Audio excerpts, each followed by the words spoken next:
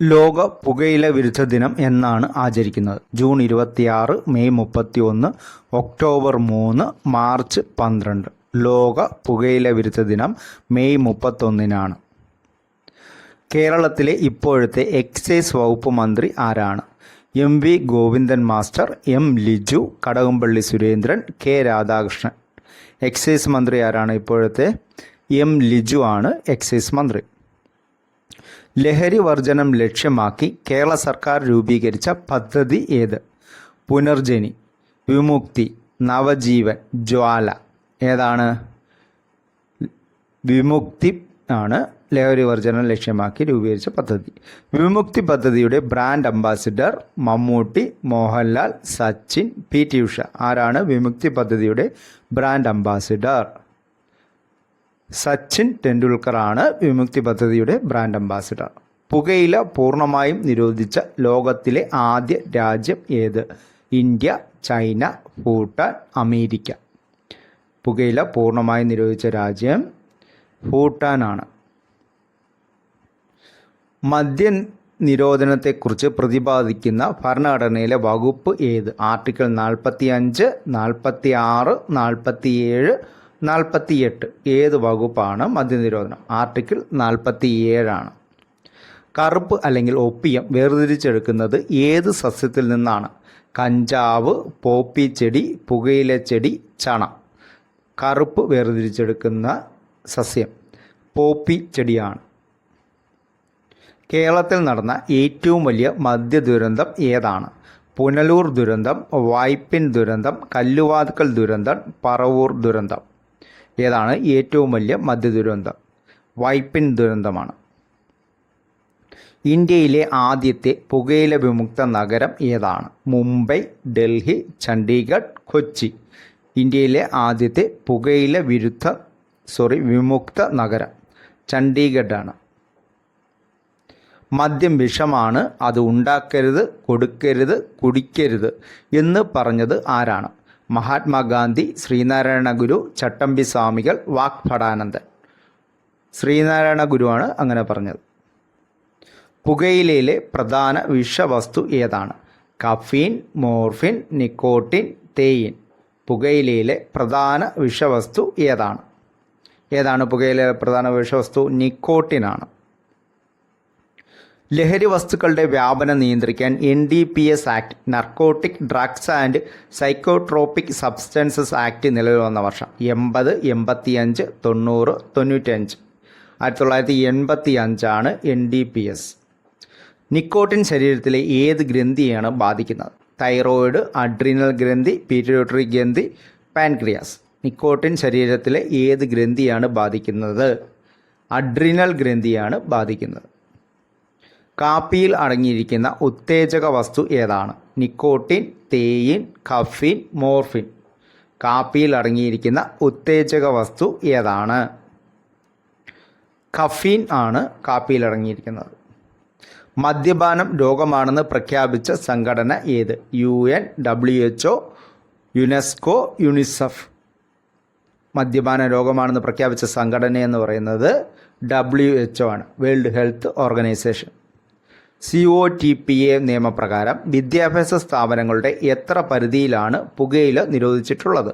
50 വാര, 100 വാര, 200 വാര, 500 വാര. 100 വാരയാണ് ശരി ഉത്തരം. പുകയില കേടുവരാതിരിക്കാൻ ഉപയോഗിക്കുന്ന ഫോർമാൽഡിഹൈഡ് വേറെ എന്തിനാണ് ഉപയോഗിക്കുന്നത്? വളമായി, മൃതദേഹം കേടാകാതിരിക്കാൻ, കീടനാശിനിയായി, ഛായാമുദ്രണത്തിന്. മൃതദേഹം കേടാകാതിരിക്കാൻ. അന്താരാഷ്ട്ര ലഹരി വിരുദ്ധ ദിനം ആചരിക്കാൻ UN തീരുമാനിച്ച വർഷം? 1985, 87, 90, 92. അന്താരാഷ്ട്ര ലഹരി വിരുദ്ധ ദിനം ആചരിക്കാൻ തീരുമാനിച്ചത് 1987. കേരളത്തിലെ ഇപ്പോഴത്തെ എക്സൈസ് കമ്മീഷണർ ആരാണ്? Anandakrishnan IPS, Sriram Sambasiva Rao IAS, Rishiraj Singh, Loknath Behra. ഇപ്പോഴത്തെ excise commissioner Sreeram Sambasiva Rao IAS ആണ്. കേരളത്തിലെ ആദ്യത്തെ പുകയില വിരുദ്ധ ജില്ല ഏതാണ്?